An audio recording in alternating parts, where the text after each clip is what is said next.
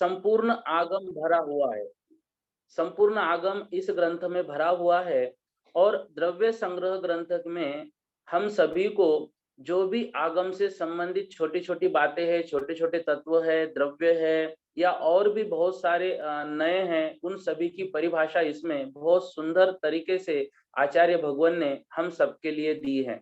आचार्य नेमिचंद्र सिद्धांति देव का ये अनंत उपकार हम सभी जैन समाज की ओर है, जैन समाज के ऊपर है कि उन्होंने द्रव्य संग्रह ग्रंथ को हमारे लिए दिया। वास्तविकता में यह जो द्रव्य संग्रह ग्रंथ है, द्रव्य संग्रह मतलब द्रव्यों का संग्रह। द्रव्य कितने हैं? द्रव्य 6 है। जीव, पुद्गल, धर्म, अधर्म, आकाश, काल। जब भी 6 द्रव्य का विषय लेंगे, जीव पुद्गल कहेंगे। जब मुख्य रूप से 2 द्रव्य कहेंगे तो जीव अजीव भी कह सकते हैं, जीव पुद्गल भी कह सकते हैं, क्योंकि एक जीव द्रव्य का एक ही भेद है, मात्र जीव, और अजीव द्रव्य के बाकी के 5 भेद होते हैं, पुद्गल, धर्म, अधर्म, आकाश, काल। ठीक है ना? तो इस तरह से यह ग्रंथ जो है, यह ग्रंथ विशेष रूप से है हमारे लिए। और यदि हम प्राकृत भाषा पढ़ रहे हैं या प्राकृत की शुरुआत करना चाहते हैं तो उसमें सर्वप्रथम हमें द्रव्य संग्रह ग्रंथ को पढ़ना ही चाहिए। और हमारे जैनों का जो साहित्य है, जैसे आचार्य कुंद कुंद महाराज का साहित्य, वो सभी का सभी प्राकृत में है, अतः प्राकृत भाषा की ओर हमें अग्रसर होना है और उसके लिए द्रव्य संग्रह ग्रंथों को पढ़ना ही है। एक विशेष बात यहाँ पर है, बहुत सारे पुस्तकों में द्रव्य संग्रह ग्रंथ के रचयिता का नाम आचार्य नेमिचंद्र सिद्धांत देव है और कुछ कुछ जगह पे सिद्धांत चक्रवर्ती मिलता है। तो ये बात अभी क्लियर कर लेना, आप सभी के सामने जिनवानी है। यदि उसमें नेमिचंद्र सिद्धांत चक्रवर्ती लिखा है तो उस विषय में ये बात सिद्ध हो चुकी है, यह ग्रंथ नेमिचंद्र सिद्धांत चक्रवर्ती ने नहीं बल्कि नेमिचंद्र सिद्धांति देव ने लिखा हुआ है। नेमिचंद्र सिद्धांत चक्रवर्ती वो है जिन्होंने श्रवण बेलगोला में पूज्य भगवान बाहुबली स्वामी की प्रतिमा के लिए वो प्रेरणा दी, साथ ही जीव कांड और कर्म कांड जैसे महान ग्रंथों को लिखकर हम पर बहुत बड़ा एहसान उन्होंने किया है। तो वो नेमिचंद्र सिद्धांत चक्रवर्ती थे और ये नेमिचंद्र सिद्धांति देव है। ठीक है ना? इनका समय माना जाता है 12वीं 13वीं शताब्दी। ठीक है? और इन्होंने यह जो द्रव्य संग्रह ग्रंथ है, ये द्रव्य संग्रह ग्रंथ कोटा के पास एक केशवराव पाटन गांव है, वहां पे श्री मुनिसुरतनाथ भगवान का चैत्यालय है, बहुत प्राचीन प्रतिमा है। वहां बैठकर श्री सोम श्रेष्ठी जी नाम के एक श्रावक थे, उनकी जो जिज्ञासाएं थी उनको समाधान करने के लिए इस ग्रंथ की रचना की थी। वास्तविकता में सर्वप्रथम इस ग्रंथ को मात्र 26 गाथाओं के माध्यम से लिखा गया था और नाम था उसका लघु द्रव्य संग्रह। क्या नाम था? लघु द्रव्य संग्रह। 26 गाथा के रूप में था, ऐसा उल्लेख मिलता है। और आज जो लघु द्रव्य संग्रह हमको प्राप्त होता है उसमें 25 गाथा ही है, लेकिन उन्होंने जब लिखा था तब 26 था, अब वो 25 गाथाएं उसमें से हमको प्राप्त होती है।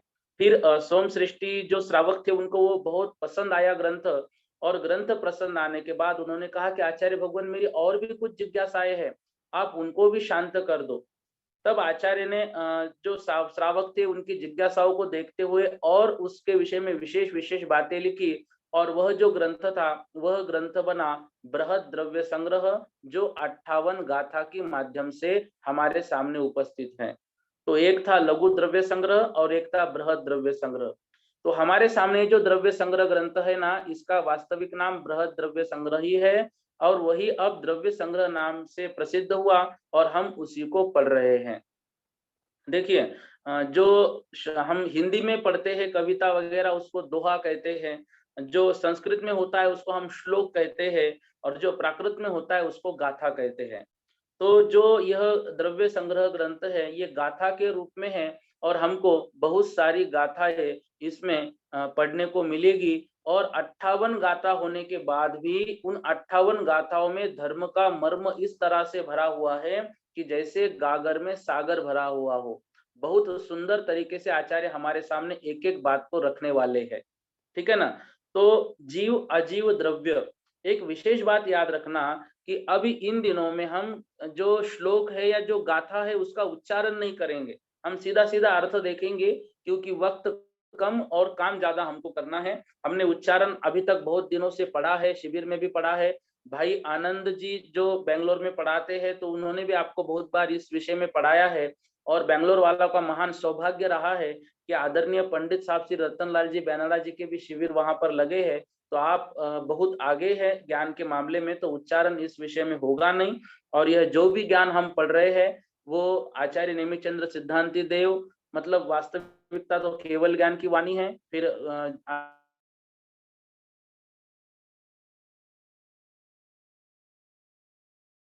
विद्यासागर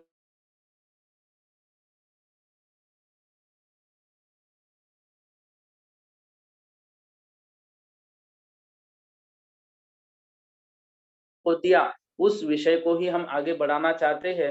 तो इसमें इन सभी का अनंत अनंत उपकार हम सब पर है। सांगानेर के अध्यापक गणों का भी उपकार है कि उन्होंने हमको इतना कुछ पढ़ाया है। अभी भी हम ऐसे, ये नहीं है कि हम बहुत बड़े ज्ञानी हो गए हैं, लेकिन जितना थोड़ा बहुत ज्ञान मिला है उससे हम ये प्रयास करते हैं कि द्रव्य संग्रह ग्रंथों को पढ़ने का, उसको समझने का प्रयास करते हैं। ठीक है, तो चलिए पहली गाथा है मंगलाचरण। हम सबको मालूम है कि मंगलाचरण क्यों किया जाता है। तो नास्तिकता का परिहार हो, जो इष्ट देव है उनको नमन हो, जो विघ्न है उन विघ्नों की समाप्ति हो, ग्रंथ जो है ग्रंथ हमने प्रारंभ किया उसका निर्विघ्न समाप्ति हो, और शिष्यों को परिपूर्ण ज्ञान हो। इन सभी हेतुओं को लेकर मंगलाचरण लिखा जाता है। तो मंगलाचरण इष्ट देव की प्रार्थना इसलिए होती है ताकि हम जो भी कार्य कर रहे हैं वो कार्य पूर्ण हो, निर्विघ्न हो और प्रथम मंगल हो। उनको नमन करने के बाद हम ये लिखेंगे। साथ ही साथ यह ग्रंथ प्रामाणिक है, इस बात को बताने के लिए भी मंगलाचरण किया जाता है। क्योंकि ये बातें मैं अपनी ओर से नहीं कह रहा हूँ, आचार्य नेमिचंद्र सिद्धांति देव कह रहे हैं, मेरी ओर से नहीं। जो जिनेन्द्र भगवान ने बातें केवल ज्ञान में कही है, जो परंपरा से हमारे पास गंधर्वों के द्वारा, आचार्यों के द्वारा आई है, उन्हीं बातों को मैं कह रहा हूं। इसके लिए भी मंगलाचरण किया जाता है। देखिए, जीवम अजीवम दवम। जीवम मतलब जीव और अजीवम मतलब अजीव, दवम अर्थात ये क्या है, ये द्रव्य है। ठीक है ना। जीवम और अजीवम ये मुख्य रूप से द्रव्य है। मुख्य रूप से दो द्रव्य है, जीव द्रव्य और अजीव द्रव्य। तो जीवम अजीवम दवम। और अंतिम शब्द देखिए, गाथा के अंतिम मतलब पहले पंक्ति का अंतिम शब्द निदिठम मतलब कहे है। अर्थात जीव और अजीव को जिन्होंने कहा है, निर्दिष्ट किया है। इन्होंने जिनवर वसहेन, जिनवर, जिन मतलब जिन्होंने इंद्रियों को जीता है, वर ऐसे इंद्रियों को जीतने में जो वर है अर्थात श्रेष्ठ है। ध्यान से जिनवर वसहेन इस शब्द को ध्यान से समझना है। जिन मतलब वो कहलाते हैं जिन्होंने इंद्रियों को जीतना शुरू किया है, और वो शुरुआत हो जाती है चौथे गुणस्थान से ही। तो चौथे पांचवें गुणस्थान वाले भी जिनकी शुरुआत उनकी हुई है, जिन नहीं है वो, लेकिन वो बनने की शुरुआत उनकी हुई है।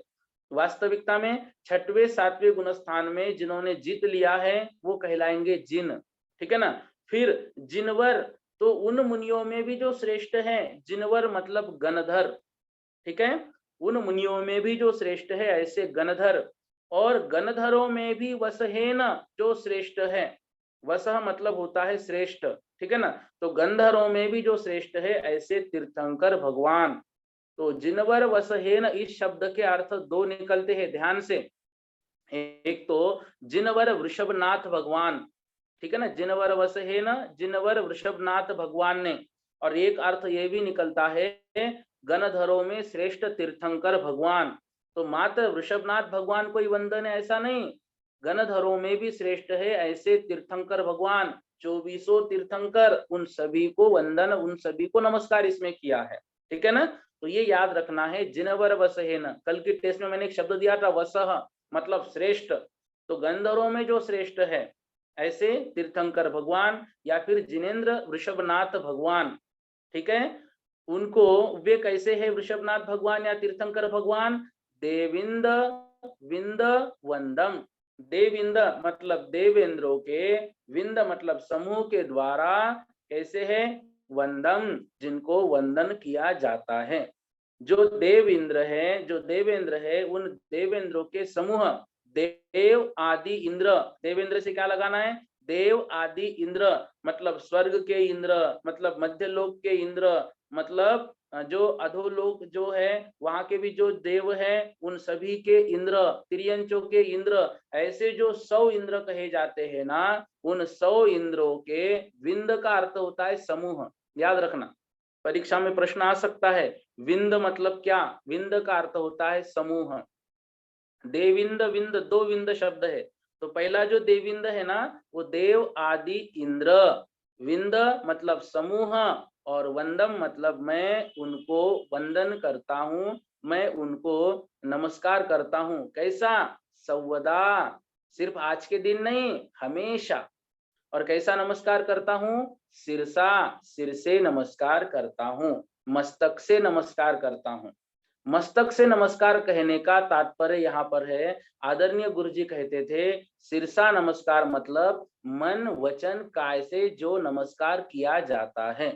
ठीक है ना? मन वचन काय से जो नमस्कार किया जाता है उसको कहते हैं सिरसा, क्योंकि मन से, वचन से और काय से जो नमस्कार होगा ना, उसमें हमेशा सर अपने आप झुक जाएगा, हमेशा सर अपने आप झुक जाएगा। मन वचन काय से जहां पर प्रणाम हो, तो मन वचन काय से ऐसा सिरसा मैं उनको नमस्कार करता हूं। किनको? जिनेन्द्र भगवान को। ध्यान से क्या कह रहे हैं आचार्य? मैं नेमिचंद्र सिद्धांति देव उन वृषभनाथ तीर्थंकर को अथवा उन तीर्थंकरों को जो में श्रेष्ठ है, ऐसे श्रेष्ठ तीर्थंकरों को हमेशा ही मस्तक झुकाकर नमस्कार करता हूं। कैसे? वो जिन्होंने जीव और अजीव द्रव्य के स्वरूप का वर्णन किया है, जो 100 इंद्रों के द्वारा वंदित है। ठीक है ना? ऐसे भगवान को मैं हमेशा क्या करता हूं? नमस्कार करता हूं। तो देखो इसमें जीवम अजीवम दव्वम, जीव और अजीव को द्रव्य कहा। द्रव्य किसे कहते हैं? जो गुण और पर्याय से सहित है उसको हम क्या कहते हैं? द्रव्य कहते हैं। ठीक है ना? जैसे हमारी जो आत्मा है, हमारी जो आत्मा है उसमें ज्ञान और जो दर्शन है वे गुण हैं, और जो हमारी आत्मा को अभी पर्याय मिली है, मनुष्य पर्याय, ये पर्याय है। तो द्रव्य में ज्ञान और दर्शन ये गुण हमेशा है ही है, साथ ही पर्याय भी है। तो ऐसे गुण और पर्याय जहां पर होती है उसको हम द्रव्य कहते हैं। ठीक है? तो गुण वो है जो संपूर्ण द्रव्य के संपूर्ण भाग में, संपूर्ण पर्याय में पाया ही जाता है। ठीक है? और जो पर्याय है, ये पर्याय आकार विशेष होती है। यह पर्याय कैसी होती है? यह पर्याय आकार विशेष जो मनुष्य आकार हमको मिला है। और जो जीव होता है, जीव जिसमें चेतना ज्ञान दर्शन होता है, वो सभी व्याख्या हमको मालूम है। और जो अजीव होता है जिसमें चेतना और ज्ञान दर्शन नहीं होता है, चेतना और ज्ञान दर्शन को ही आगम में उपयोग कहा है। ठीक है ना? उपयोगो लक्षणम, उपयोग मतलब जो चेतन है, मतलब जिसको ज्ञान और दर्शन जिसमें है, ज्ञान और दर्शन में ही उपयोग कहलाता है। तो जो जीव का लक्षण उपयोगी लक्षणम कहा जाता है, उसका मतलब भी जानना और देखना ही हुआ। ठीक है ना? जिसको जो जानता और देखता है वो जीव है, मतलब जिसमें ज्ञान और दर्शन है वो जीव है, और ज्ञान और दर्शन ही उपयोग है, वही जीव है। ठीक है? इस तरह से हमने इस मंगलाचरण को देख लिया है। द्रव्य को क्या कहा हमने? गुण और पर्याय जिसमें होती है, मतलब गुण पर्यायवत द्रव्यम। तत्व सूत्र में पढ़ते हैं ना, गुण और पर्याय जिसमें होती है। गुण मतलब होता है क्वांटिटी, और पर्याय का मतलब होता है फॉर्म। ठीक है ना? तो ये सब बातें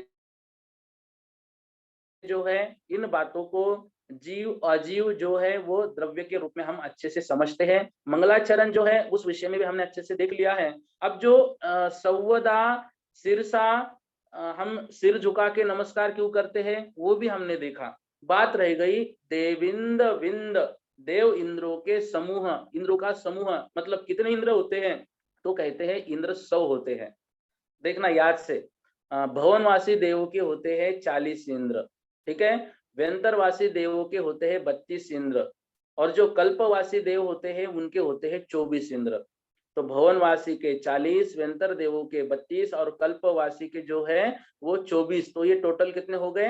96, 96। ये इंद्र कितने हो गए? 96। कल के परीक्षा में एक प्रश्न दिया था, जो वेंतर देव और ज्योतिष देव है वो कितने होते हैं, तो उसमें वेंतर देव कितने होंगे 32, और ज्योतिष के 2 इंद्र होते हैं चंद्रमा और सूर्य, तो 32.2, ठीक है ना। इधर 32 इंद्र वेंतरों के और 2 इंद्र ज्योतिष के, ऐसा उसका उत्तर होना चाहिए था। तो ये याद रखना है हमको, इंद्र भवनवासी देवों के 40 इंद्र, व्यंतरों के 32 इंद्र, कल्पवासी के 24 इंद्र, ज्योतिष्य के 2 इंद्र, कौन कौन से, चंद्रमा और सूर्य। मनुष्य का 1 इंद्र कौन, चक्रवर्ती, और तिर्यंचों का 1 इंद्र कौन, सिंह। इस तरह से ये 100 इंद्र होते हैं। 100 इंद्र निरंतर भगवान की वंदना करते हैं, निरंतर करते रहते हैं। भगवान की वंदना हम हमेशा करते रहते हैं, और हमारे साथ साथ जो ये 100 इंद्र है समो शरण में भगवान की ये वंदना करते हैं, ये भगवान को पूजते हैं। इसका मतलब है कि भगवान त्रिलोक के नाथ है। क्यों? क्योंकि त्रिलोक के जो इंद्र है वे जिनको नमस्कार कर रहे हैं, तो वो तो त्रिलोकनाथ कहलाएंगे ही कहलाएंगे। अब यहाँ पर ये भी बात आती है कि यहाँ पर जिनेंद्र वृषभ को या जिनेंद्र तीर्थंकरों को नमस्कार क्यों किया, सिद्धों को क्यों नहीं किया? इसलिए कि हमको ये उपदेश किनसे प्राप्त हुआ, अरिहंत भगवान से प्राप्त हुआ है, ठीक है ना। नमोकार मंत्र में भी तो सर्वप्रथम अरिहंतों को नमस्कार किया, क्योंकि आगम उन्होंने ही दिखाया। गुरु गोविंद दोहु खड़े काके लागू पाए, जिन्होंने हमको धर्म दिखाया उनके तो पहले पांव छुएंगे हम, ठीक है ना। सिद्ध ये है, इसका ज्ञान अरिहंतों ने तो हमें कराया, नहीं तो हमको कैसे पता चला था कि ये सिद्ध है। तो इसलिए प्रथम तीर्थंकरों को नमस्कार किया, प्रथम अरिहंतों को नमस्कार किया, फिर सिद्धों को नमस्कार किया, ठीक है। इस तरह से मंगलाचरण को हमने यहाँ पर विशेष रूप से समझ लिया है। चलिए दूसरी गाथा की ओर। दूसरी गाथा में क्या समझा रहे हैं, जीव द्रव्य के जो 9 अधिकार है, उन 9 अधिकारों को यहाँ पर गाथा के माध्यम से हम सभी को समझा रहे हैं। क्या कह रहे हैं, जीवो ओगमो अमुत्ति कत्ता सदेह परिमाणो। आपसे निवेदन है, आप एक पेंसिल अपने साथ हमेशा रखना। पुस्तक में या जिनवानी में जब भी लिखोगे ना तो पेंसिल से ही लिखना है, पेन से जिनवानी में कभी नहीं लिखना है। इससे आने वाले पीढ़ी के पास वो शास्त्र नहीं पहुंच पाता है, जिनवानी की अभिनय होती है पेंसिल। और यदि कोई शंका भी है तो पेंसिल से लिख के रखो, आप बाद में जब भी व्हाट्सएप, मेरा नंबर आपके पास है ही, वहां पर आप व्हाट्सएप पे वॉइस मैसेज या टेक्स्ट मैसेज भेज सकते हैं, मैं जवाब दे दूंगा। अब स्कूल शुरू है तो कृपया कॉल नहीं करें, क्योंकि स्कूल में हम फोन नहीं उठा पाएंगे, ठीक है ना। तो अभी ये जो 9 अधिकार है, यूं समझो ये 9 अधिकार जो है ना, जैसे हम कोई वेबसाइट बनाते हैं तो वेबसाइट में होम पेज होता है, ठीक है ना। इसी तरह से द्रव्य संग्रह का ये होम पेज यूं समझो, ये जो 9 अधिकार है ना, ये होम पेज है। इन 9 अधिकारों के माध्यम से जीव का विशेष वर्णन आगे आगे की गाथाओं में आचार्य भगवान ने किया है। तो जीवो ओगमो अमुत्ति कत्ता सदेह परिमाणो भोक्ता संसारत्तो सिद्धो सो विश्वस उड्ड गई। 2 शब्द इसमें, विश्वस उड्ड गई, ध्यान से। अब यहाँ पर हमको आचार्य भगवान कह रहे हैं, सो जीवो मतलब वह जीव है। जीव का मतलब क्या है, जो जीता है, जो जीता है, जो जीता था, जो जिएगा, तीनों काल में। जीव कभी मरेगा क्या, कभी नहीं मरेगा। अनादिकाल से जीता था, अनादिकाल से जी रहा है, और अनादिकाल तक जीवित रहेगा। कभी मरेगा क्या, कभी नहीं मरेगा। चाहे सिद्ध पर्याय को प्राप्त हो जाए, लेकिन सिद्ध पर्याय में भी जीव जीवित तो है ही ना, वहां भी कभी वो मरेगा नहीं। सो जीवो मतलब वह हमेशा जीता है, जीने वाला है। दूसरा देखिए, ओगमो, वह कैसा है, उपयोगमयी है। कौन, जीव। उपयोगमयी मतलब उससे मयी है। ध्यान से इस बात को समझना। देखो हमारे पास में मान लो कोई आभूषण है, मान लो हाथ में हमारे अंगूठी है। किसकी है अंगूठी, सोने की है। किसकी अंगूठी, सोने की है। अंगूठी किसकी है, वो सोने की है। मतलब क्या कहेंगे हम, वह अंगूठी स्वर्णमय है, ठीक है ना। यहाँ पर क्या कह रहे हैं? उपयोगमय है। जीव कैसा है? उपयोगमय है। उस अंगूठी को अलग करें और सोने को अलग करें, ऐसा कभी हो सकता है क्या? कभी नहीं हो सकता है। वो उससे मय ही रहेगी। वह जो अंगूठी है वो सोने से मय मतलब स्वर्णमय ही रहेगी। ऐसे ही जीव हमेशा उपयोगमय ही रहेगा। उपयोग मतलब ज्ञान दर्शन, इनसे मय ही रहेगा, इनसे युक्त ही रहेगा, उनसे अलग कभी नहीं रह सकता है। अशुद्ध अवस्था में उस ज्ञान के भेद हो सकते हैं, मति ज्ञान, श्रुत ज्ञान आदि। अशुद्ध अवस्था में उस दर्शन के भेद हो सकते हैं, चक्षु दर्शन, अचक्षु दर्शन, अवधि दर्शन आदि। शुद्ध अवस्था में उसके कोई भेद नहीं है, ज्ञान दर्शन ही, ठीक है ना। तो लेकिन ज्ञान दर्शन है ही, उससे युक्त ही है जीव, उससे मय ही है जीव। तो इसलिए कहा है उपयोगमयी। जीव कैसा है? उपयोगमय है, उपयोग वाला है। अमूर्ति, जीव कैसा है? अमूर्तिक है। आत्मा वास्तविकता में कैसी है? अमूर्तिक है। कर्म बंध का होने के कारण कथनचित उसको मूर्तिक कहा है, लेकिन वास्तविक आत्मा कैसी है? अमूर्तिक है। दिखती है क्या? नहीं दिखती है। रूप रस गंध स्पर्श है क्या उसमें? बिल्कुल नहीं है। इसलिए वो अमूर्तिक ही है, ठीक है ना। करता है। आत्मा कैसी है? करता है। किसको करने वाली है? आत्मा के परिणामों को करने वाली है, आत्मा के भावों को करने वाली है, ठीक है ना। ये बातें जो है ना, ये जीने वाला, ये उपयोग में, ये अमूर्तिक, ये कर्ता, इन बातों को आचार्य भगवान स्वयं अगली अगली गाथाओं में हमको बताने वाले हैं, ठीक है ना। हम सिर्फ अभी यहाँ पर शॉर्ट रूप में देख रहे हैं। सदेह परिमाणो, सदेह परिमाणो मतलब आत्मा सदेह, स्वयं के, देह मतलब शरीर के, परिमाण मतलब उसके बराबर वाली है, उतने परिमाण वाली है। जितना शरीर उतनी है, उससे बड़ी नहीं, उससे छोटी नहीं। जितना शरीर, हमारा जितना शरीर है उतने ही आकार वाली आत्मा है, उससे छोटी बड़ी कभी नहीं होगी। फिर क्या कह रहे हैं? भोक्ता, स्वयं किए जो कर्म शुभाशुभ फल निश्चय ही वे देते, ठीक है ना। इसके आगे हम क्या पढ़ते हैं? इसके आगे हम क्या पढ़ते हैं? यदि मान लो वे जो कर्म हैं हमने किए और फल किसी और को दिए, तो स्वयं किए निष्क्रिय होते। वो कर्म जो है वो फल अपने आप निष्क्रिय हो जाते। हम कर्म कर रहे और फल कोई और। आजकल कुछ कुछ जगह चलता है, भाई मुझे तो महाराज जी ने ये माला कही है, मैं नहीं जप पाता, मेरे बदले घर में किसी और व्यक्ति को दे देते, आप जपो। हमारे कर्म हैं, वो कोई और कैसे उसको ये कर सकता है? नहीं, भोक्ता। आत्मा कैसी है? कर्मों का भोक्ता। जो कर्म हमने शुभ अशुभ किए हैं उनका भोक्ता हम स्वयं होंगे और कोई नहीं होगा। और कैसे हैं? संसारत्तो, ध्यान से, ये जीव द्रव्य के 9 अधिकार आचार्य नेमि चंद्र सिद्धांति देव के अलावा किसी आचार्य ने नहीं लिखे। इस जीव को इतने अधिकारों के माध्यम से, मतलब इतने तरह से समझाया है। ये अलग अलग तरह है जीव को समझाने की। जो जीव है, जो उपयोगमय है, अमूर्तिक है, करता है, ये तरह है, इतने तरह से समझाया है। मतलब जीव को आचार्य भगवान ने हमारे लिए 9 तरह से। संसारत्व, जो संसार में स्थित है। जीव कहाँ स्थित है? संसार में ही स्थित है, संसार से बाहर मत समझना। हम ये कहेंगे सिद्ध भगवान कहाँ है? वो तो संसार में नहीं है। संसार में नहीं है लेकिन स्थित तो संसार में ही है। जो सिद्ध शिला है वो संसार में ही तो है, संसार से बाहर थोड़ी ना है। तो संसार तो संसार में स्थित है। सिद्धो, ऐसे सिद्ध भगवान। सिद्धो मतलब जो कृतकृत्य है, जिन्होंने सारे काम कर लिए हैं, जिनके सारे कार्य सिद्ध हो गए हैं, अब कोई कार्य सिद्ध करना बाकी नहीं है। और विस्सा उड्डक गई, विस्सा उड्डक गई, विस्सा मतलब स्वभाव से, उड्डक गई ऊर्ध्व गमन करने वाली है। कौन? आत्मा। उसका स्वभाव कैसा है? हमेशा ऊर्ध्वगमन करने वाला, हमेशा ऊपर जाने वाला, ऑलवेज, ठीक है ना। उसका स्वभाव कैसा है? अपग्रेड, ऊपर जाने वाला, हमेशा ऊपर ही जाएगी वो। कौन? आत्मा। उसका वो स्वभाव है।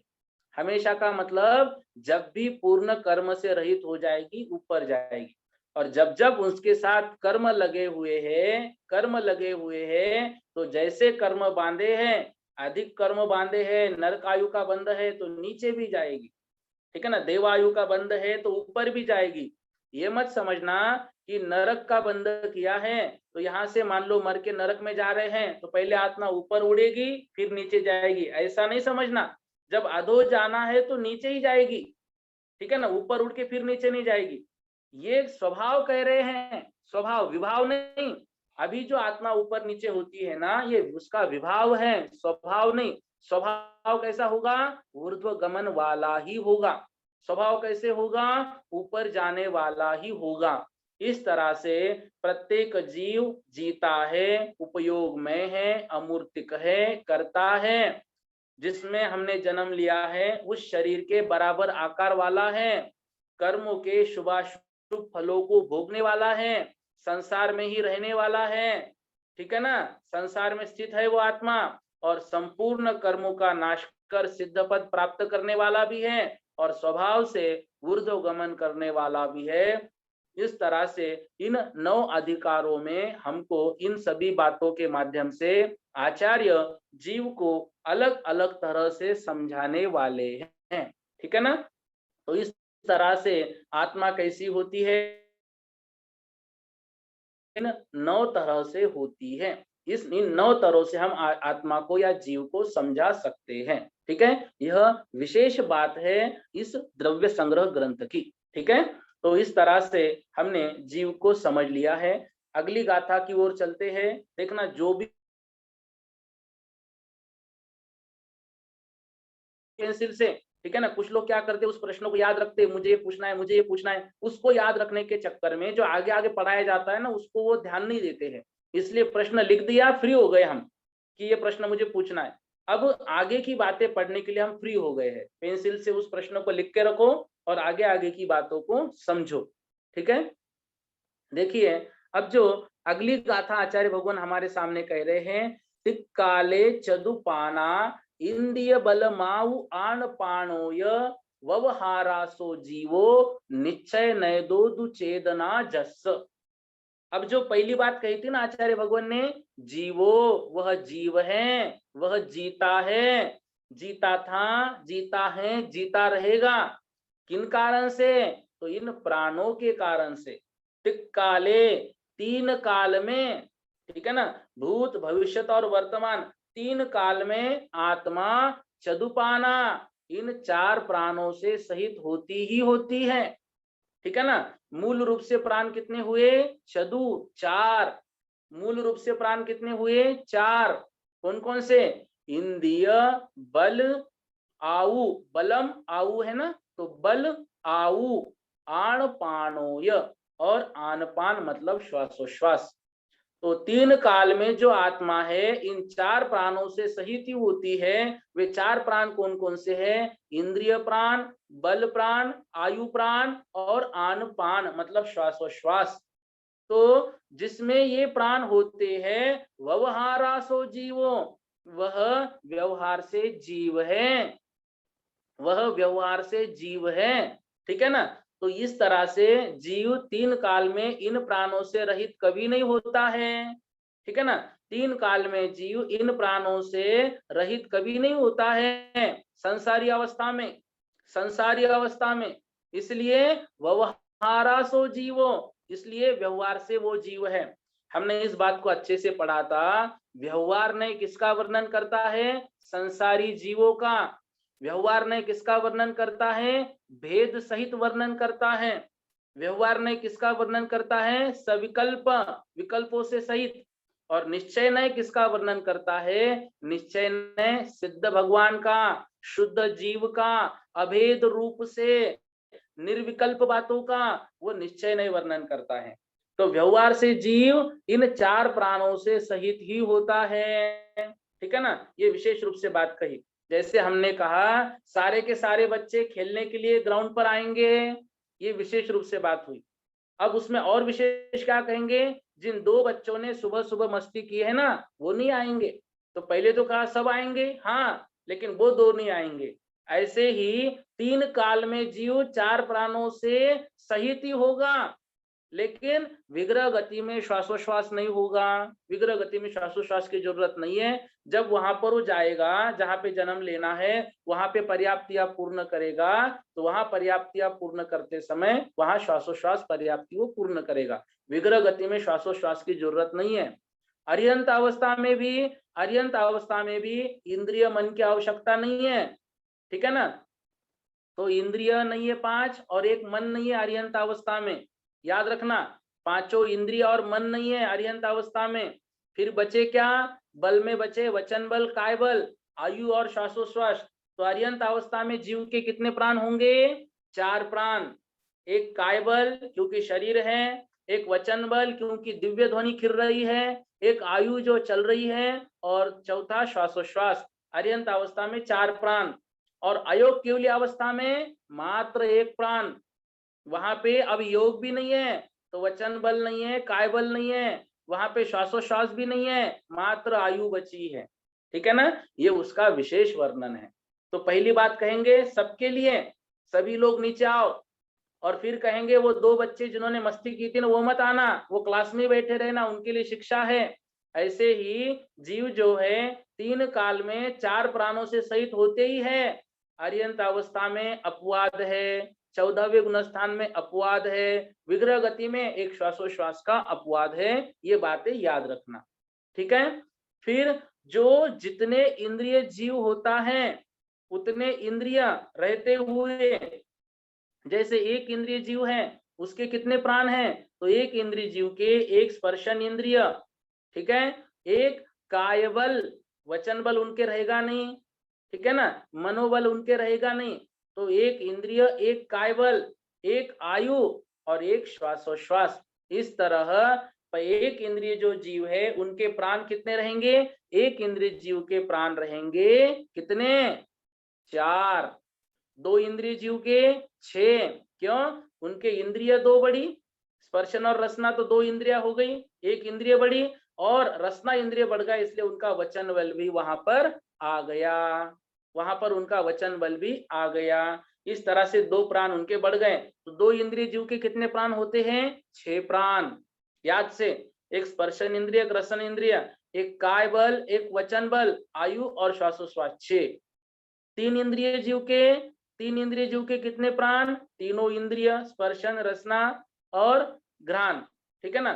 2 बल, वचन बल, काय बल, मनोबल अभी नहीं है, ठीक है ना।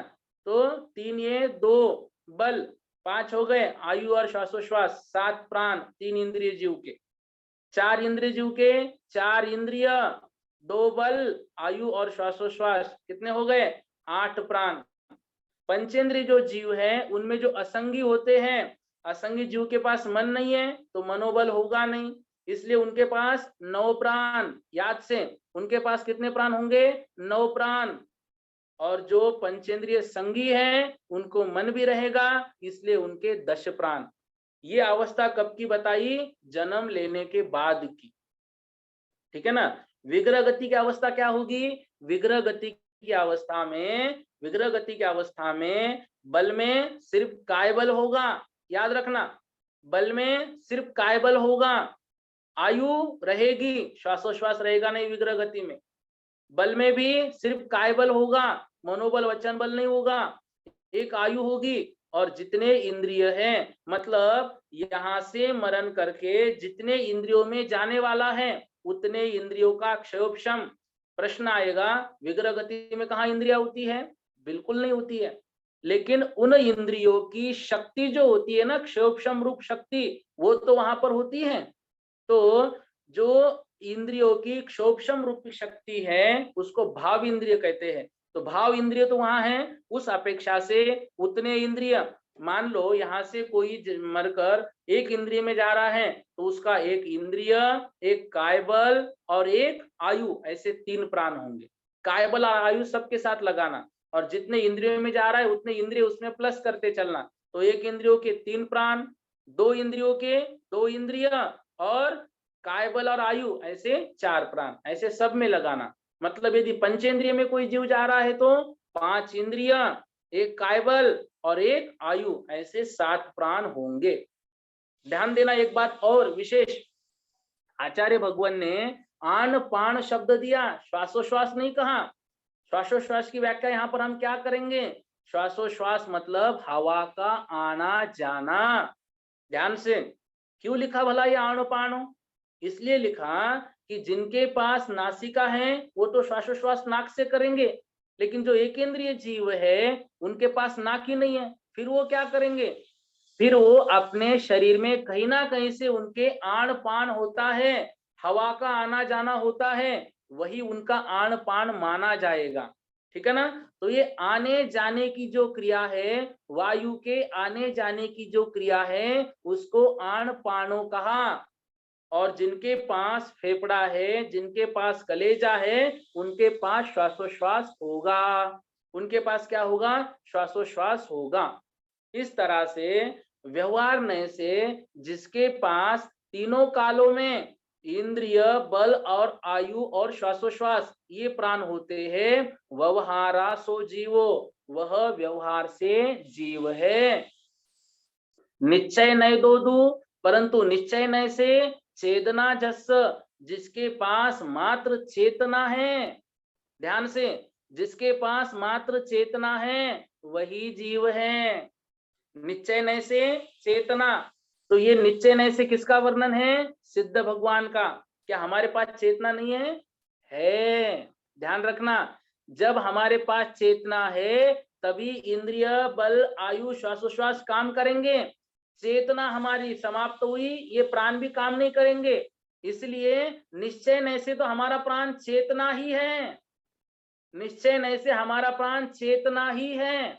व्यवहार नय से इंद्रिय, बल, आयु और श्वासोश्वास। निश्चय नय से चेतना ही प्राण है हमारा, लेकिन अभी हमारे पास ये प्राण भी है। तो अभी वास्तविकता में चेतना प्राण किसके पास है? शुद्ध जीव के पास, सिद्ध भगवान के पास, जो शुद्ध बन गए हैं, जो स्वभाव को प्राप्त हुए हैं, उनके पास जो है चेतना प्राण होगा। और अभी हमारे पास चेतना तो है ही, और उसके साथ भेद रूप में इंद्रिय, बल, आयु और श्वासोश्वास ये प्राण भी लगे हुए हैं। ये विभाव परिणति है, ये कर्मों की परिणति है। इस कारण से ये व्यवहार है, और निश्चय नय से जिसके पास चेतना है। अब देखिए, इंद्रियों से ज्ञान करने की जो शक्ति होती है ना, उस शक्ति या उस क्षोभक्षम विशेष को हम कहते हैं इंद्रिय प्राण। ये 5 प्राण होते हैं: स्पर्शन, रसना, घ्राण, चक्षु और कर्ण। बल किसको कहते हैं? आत्मा की शक्ति, अर्थात वीर्यांतराय कर्म का क्षोभक्षम या वीर्यांतराय कर्मों की शक्ति, इसको हम कहते हैं बल। ये 3 प्रकार का होता है: काय बल, मनोबल और वचन बल। ठीक है ना? अब देखो याद से, आयु किसको कहते हैं? जिसके उदय से भव संबंधी जीवन और जिसके नाश से भव संबंधी मरण, जिसके नष्ट होने पर भव संबंधी मरण होता है, उसको आयु कहते हैं।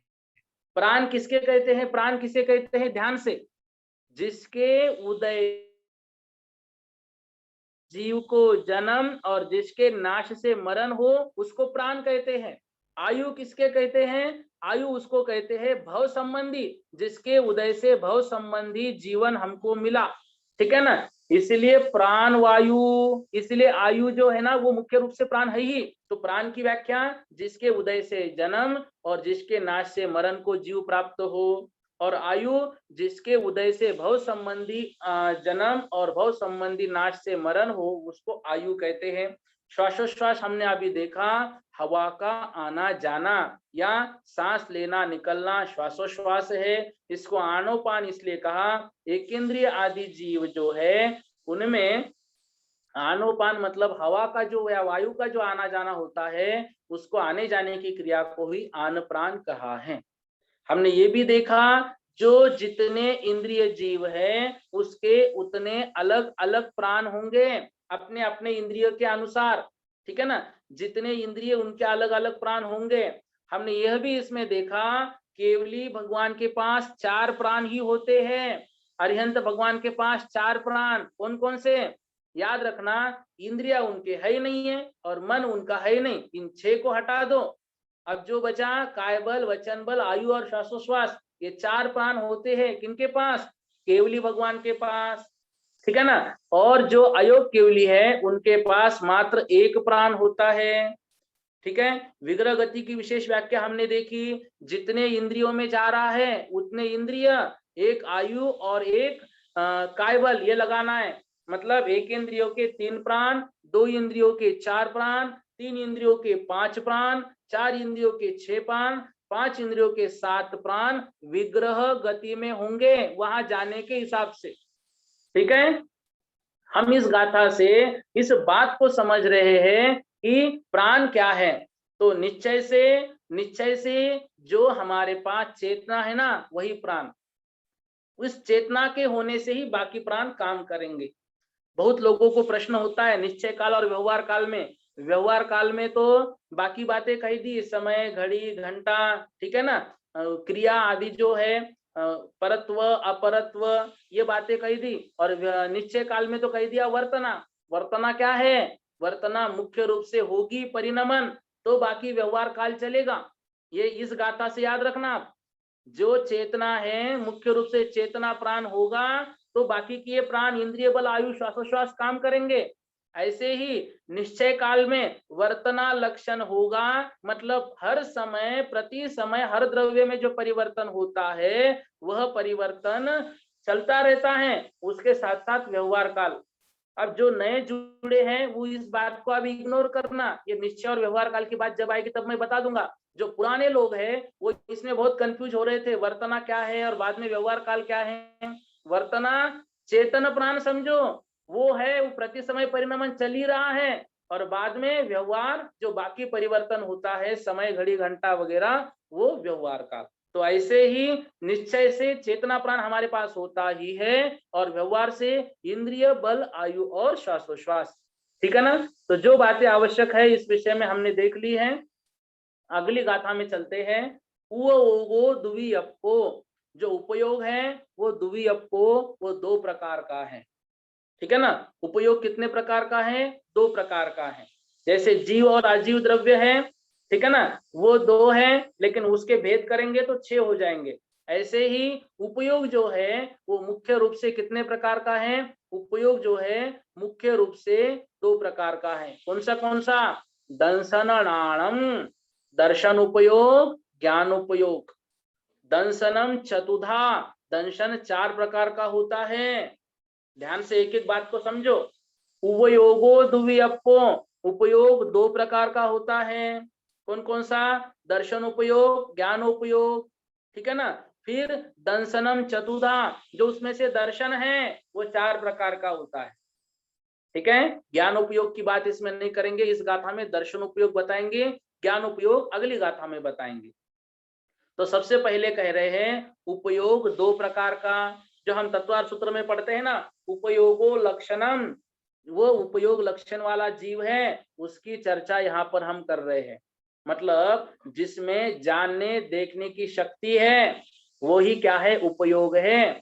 तो उसमें जो जानना शब्द है ना, जानना मतलब ज्ञान उपयोग, ध्यान से। देखना मतलब दर्शन उपयोग।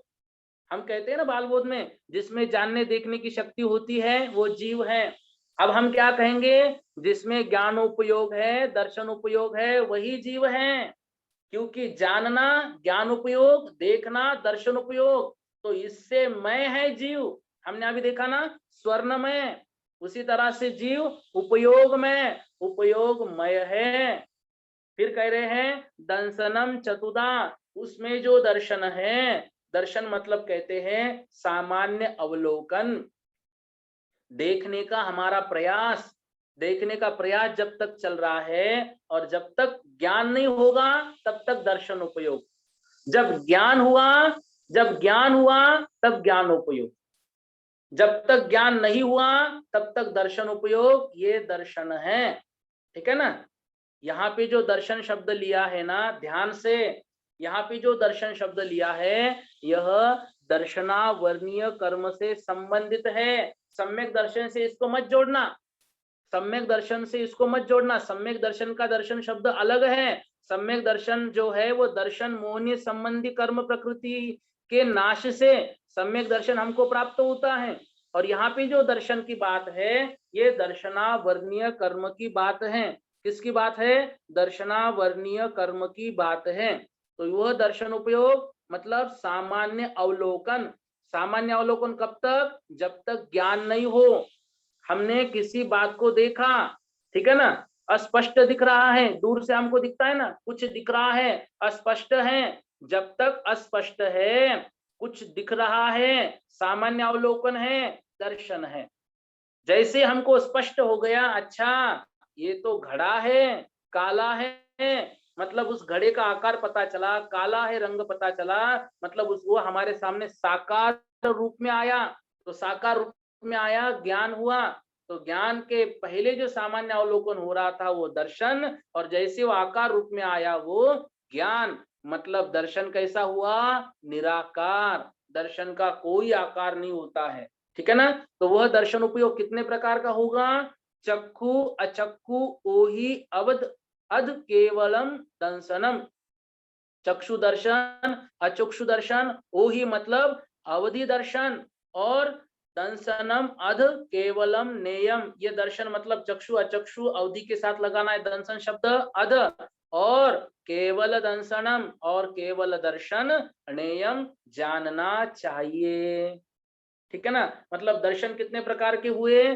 चक्षु दर्शन, अचक्षु दर्शन, अवधि दर्शन और केवल दर्शन। ये चार प्रकार का दंसनम चतुधा, दर्शन चार प्रकार का जानना चाहिए। दर्शन के यदि भेद पूछे तो कितने? चार, याद रखना। दर्शन के भेद कितने? चार। चक्षु दर्शन, अचक्षु दर्शन, अवधि दर्शन, केवल दर्शन, ठीक है ना। तो ज्ञान से पहले होने वाले दर्शन को ये दर्शन कहते हैं। तो जो चक्षु अचक्षु दर्शन है वो मति ज्ञान के पहले दर्शन होंगे, ठीक है ना। चक्षु दर्शन मतलब जो दर्शन ज्ञान से पूर्व, चक्षु मतलब आंखों के द्वारा होता है, ज्ञान से पूर्व आंखों के द्वारा वस्तु के सामान्य प्रतिभास मतलब अवलोकन को, ज्ञान से पूर्व चक्षु इंद्रिय द्वारा वस्तु के सामान्य अवलोकन को चक्षु दर्शन उपयोग कहते हैं। और चक्षु इंद्रिय को छोड़कर बाकी इंद्रियों के द्वारा वस्तु का जो हमें सामान्य अवलोकन होता है, उसका प्रतिभास होता है।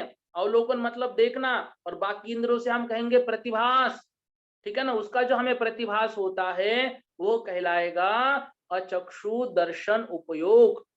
तो चक्षु दर्शन उपयोग, अचक्षु दर्शन उपयोग मति ज्ञान के पूर्व होते हैं। क्यों? क्योंकि मति ज्ञान पांच इंद्रिय और मन की सहायता से होता है। मति ज्ञान किसे कहते हैं? जो पांच इंद्रिय और मन की सहायता से होता है। तो मति ज्ञान के पहले जो दर्शन होता है उसको हम कहते हैं चक्षु दर्शन, अचक्षु दर्शन। क्यों? उस मति ज्ञान में जो चक्षु इंद्रिय से हमें ज्ञान होने वाला है, उससे पहले जो चक्षु दर्शन होगा वो चक्षु दर्शन। और उस मति ज्ञान में जो हमको आंख को छोड़कर बाकी चार इंद्रिया और एक मन, इससे इससे जो ज्ञान होगा उससे पहले जो दर्शन होगा वो अचक्षु दर्शन, ठीक है। अवधि ज्ञान के पहले जो सामान्य दर्शन होगा वो अवधि दर्शन। और केवल ज्ञान की विशेषता है, याद रखना, चक्षु दर्शन, अचक्षु दर्शन, अवधि दर्शन, ये चक्षु दर्शन अचक्षु दर्शन मति ज्ञान के पहले होते हैं। अवधि दर्शन अवधि ज्ञान के पहले होता है। लेकिन केवल जो दर्शन है वह केवल ज्ञान के साथ होता है, ठीक है ना। वो क्या होता है? केवल ज्ञान के साथ होता है। क्यों भला ऐसा? ऐसा इसलिए मति ज्ञान, श्रुत ज्ञान, अवधि ज्ञान, मनःपर्यय ज्ञान ये अधूरे ज्ञान है, पूर्ण ज्ञान नहीं है, इसकी शक्ति भी कम है, इसलिए इनके पहले दर्शन। और जो केवल ज्ञान है, केवल ज्ञान पूर्ण ज्ञान है, उसकी पूर्ण शक्ति प्रकट हुई है, इसलिए उसी के साथ दर्शन होगा। पहले की आवश्यकता नहीं, उसी के साथ हो जाएगा, क्योंकि उसकी शक्ति कितनी है? अनंत शक्ति है, अनंत शक्ति प्रकट हो गई, पूर्ण ज्ञान हुआ, अधूरा ज्ञान नहीं है, इसलिए उसी के साथ दर्शन होगा। अब प्रश्न किसी बहुत सारों के मन में आया होगा, या अभी तो आपने बोल दिया मति ज्ञान, श्रुत ज्ञान, अवधि ज्ञान, मनःपर्यय ज्ञान, ज्ञान के चार भेद बोले। अभी चक्षु दर्शन अचक्षु दर्शन मति ज्ञान के पहले बोला, अवधि ज्ञान के पहले अवधि दर्शन बोला, फिर जो श्रुत ज्ञान है और मनःपर्यय ज्ञान है उनके पहले दर्शन क्यों नहीं लिखा आचार्य भगवान ने? याद से, जो पुराने लोग जुड़े हैं उनको याद है, जो नए लोग जुड़े हैं वो याद रखना। जो श्रुत ज्ञान है वो कैसे होता है? श्रुतम मति पूर्वम, श्रुत ज्ञान मति ज्ञान पूर्वक होता है। और श्रुत ज्ञान मति ज्ञान पूर्वक हो रहा है तो मति ज्ञान में चक्षु अचक्षु दर्शन हो गए हैं। इस कारण से श्रुत ज्ञान के पहले दर्शन की आवश्यकता नहीं है। ये भी कह सकते ज्ञान से जब ज्ञान हो रहा है, मति ज्ञान से श्रुत ज्ञान हो रहा है तो दर्शन की आवश्यकता नहीं है। ठीक है ना? तो मति ज्ञान के पहले जो चक्षु अचक्षु दर्शन लगाया वही श्रुत ज्ञान के पहले लग जाएगा, क्योंकि श्रुत ज्ञान मति ज्ञान पूर्वक होता है। और ज्ञान है ना, मन पर्य ज्ञान भी यह मति ज्ञान पूर्वक होता है। ध्यान से, मति जो मन पर्य ज्ञान है वो यह मति ज्ञान पूर्वक होता है और यह मति ज्ञान के पूर्व दर्शन हो चुका है। इस कारण से मन पर्य ज्ञान के लिए भी दर्शन की आवश्यकता नहीं है। ठीक है? तो इस तरह से हमने ये देख लिए चक्षु दर्शन, अचक्षु दर्शन, अवधि दर्शन और केवल दर्शन। एक प्रश्न यहाँ पर और विशेष बनेगा, क्या मति ज्ञान श्रुत ज्ञान जो होते हैं या अवधि ज्ञान, ये कुमति कुश्रुत और कुअवधि भी होते हैं, तो क्या इनके पहले के दर्शन भी होंगे ऐसे ही कुदर्शन? नहीं, दर्शन कभी मिथ्या नहीं होते हैं, याद रखना। दर्शन हमेशा सम्यक ही होते हैं। इसलिए कुमति के पहले चक्षु अचक्षु दर्शन ही लगाना है, कुअवधि के पहले अवधि दर्शन ही लगाना है। ठीक है? तो वो दर्शन कभी मिथ्या नहीं होते हैं। ज्ञान मिथ्या हो सकते हैं, दर्शन मिथ्या नहीं होते। ज्ञान में सम्यक मिथ्या दोनों हो सकते हैं। चलिए अगली गाथा की ओर। 9:30 का समय हो चुका है, लेकिन आज थोड़ा सा शुरुआत लेट हुई थी तो हम लेट ही चलेंगे। ये द्रव्य संग्रह का विषय इतना है कि ये कभी ऐसे 1-1.5 घंटे में होगा नहीं। एक एक गाथा बहुत वर्णन कर सकते हैं। ठीक है ना? और कोई बात छूट जाए ये हमको अच्छा नहीं लगता है, छूटनी भी नहीं चाहिए। इसलिए याद रखना है, थोड़ा समय आज हम लेट ले लेंगे। 10 बजे तक मेरी इच्छा है आप सब भी लोग बने रहे, क्योंकि विषय बहुत अच्छा है और समय इतने कम में इसको होगा नहीं। ठीक है? चलते 5वीं गाथा की ओर। तो भी जो आवश्यक बातें हैं वही ले रहे हैं, और जो विशेष रूप से बातें उनको हम छोड़ दे रहे हैं। ठीक है ना? चलिए ज्ञान उपयोग की ओर चलते हैं। अभी दर्शन उपयोग के हमने 4 भेद देखे। कौन कौन से देखे दर्शन उपयोग के? चक्षु दर्शन, अचक्षु दर्शन, अवधि दर्शन और केवल दर्शन। ठीक है ना? अब ज्ञान उपयोग कितने प्रकार का है ये आगे बता रहे हैं। अणाणम अट्ठवियप्पम, ज्ञान 8 प्रकार के। वियप्पम मतलब भेद वाला होता है, वियप्पम मतलब होता है प्रकार। ज्ञान के 8 प्रकार होते हैं। कौन कौन से? मदि सुध ओही, मति ज्ञान, श्रुत ज्ञान, अवधि ज्ञान। ठीक है ना? मति ज्ञान, श्रुत ज्ञान, अवधि ज्ञान। फिर आगे क्या कह रहे हैं? अनान नानानी। ध्यान से इन शब्दों को अच्छे से समझो। अनान नानानी, अनान मतलब क्या है? अज्ञान रूप, और नानानी मतलब ज्ञान रूप। तो मति ज्ञान, श्रुत ज्ञान, अवधि ज्ञान अज्ञान रूप होते हैं और नानानी मतलब ज्ञान रूप होते हैं। जब मति, श्रुत और अवधि ज्ञान रूप होंगे तो मति ज्ञान, श्रुत ज्ञान, अवधि ज्ञान। और जब अज्ञान रूप होंगे तो कुमति, कुश्रुत, कुअवधि या फिर विभंगा अवधि। ठीक है? फिर देखिए आगे, मन पज्जय, मन पर्यय, केवलमयि और केवल ज्ञान। ठीक है ना? केवलमयि और केवल ज्ञान, ये क्या है? जो ज्ञानोपयोग है इस तरह से 8 भेद वाला है। कौन कौन से? मति, श्रुत, अवधि 3, ये अज्ञान रूप 6। ठीक है ना? और मन पर्यय और केवल। मैं निवेदन करता हूं कक्षा के समय कृपया फोन ना कीजिए। होता क्या है, कक्षा डिस्टर्ब हो जाती है। और फिर मति ज्ञान, श्रुत ज्ञान, अवधि ज्ञान 3, कुमत, कुश्रुत, कुअवधि 3, 6 हो गए। मन पर्यय और केवल ज्ञान 8। इस तरह से ये 8 रूप जो है वह अट्ठवियप्पम ज्ञानोपयोग 8 प्रकार का होता है। और कुछ भी होता है क्या? और भी ज्ञानोपयोग के भेद हो सकते हैं क्या? हो सकते हैं। पच्छक परोक्ष भेयम च, प्रत्यक्ष और परोक्ष का भेद यदि लगाएंगे तो ज्ञानोपयोग के 2 भेद भी होते हैं, याद रखना। ठीक है ना? ज्ञानोपयोग में प्रत्यक्ष और परोक्ष भेद लगाएंगे तो ज्ञानोपयोग 2 भेद वाला भी होता है।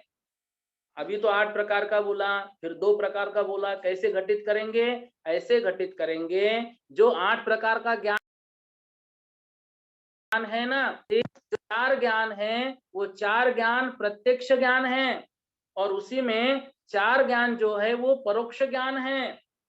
प्रत्यक्ष ज्ञान किसको कहते हैं? जो इंद्रिय और मन की सहायता के बिना जान रहा है, वो जो साथ जान रहा है, वो कैसे होंगे? देखो ध्यान से, प्रत्यक्ष और परोक्ष। परोक्ष मतलब पर की आंख से, मतलब जिसमें सामने वाले की जरूरत है, किसकी? इंद्रिय और मन की।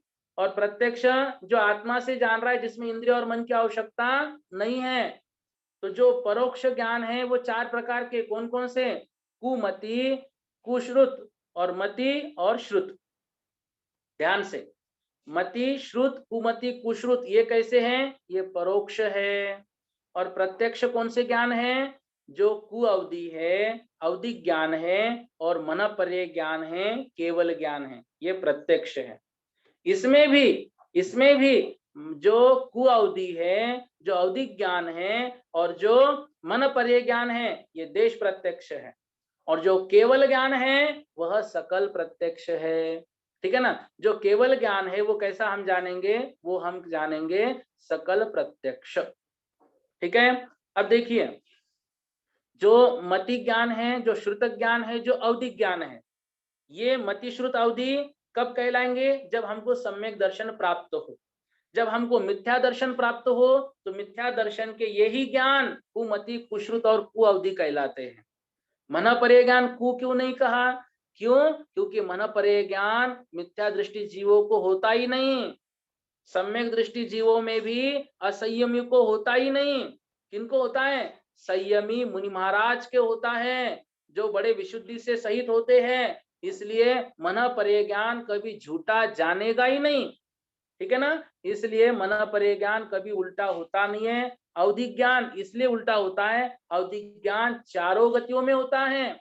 मनुष्यों के होता है, तिर्यंचों के होता है, नारकियों के होता है, देवों के होता है। तो ये सभी जगह सम्यक दृष्टि थोड़ी है, मिथ्या दृष्टि भी है। तो उन मिथ्या दृष्टियों का वह जो ज्ञान है, वह ज्ञान कहलाएगा कौन सा? कुमति। आनंद भाई से निवेदन है, यदि कभी मेरी आवाज नहीं आए ना तो मुझे बता दिया करें प्लीज। ठीक है ना? आवाज यदि बंद हो गई तो। इस तरह से कुमति, कुश्रुत, कु अवधि को हमने समझ लिया। मन पर्य ज्ञान को भी समझ लिया। झूठा कभी नहीं होगा, क्योंकि ये श्रेष्ठ मुनियों के होता है।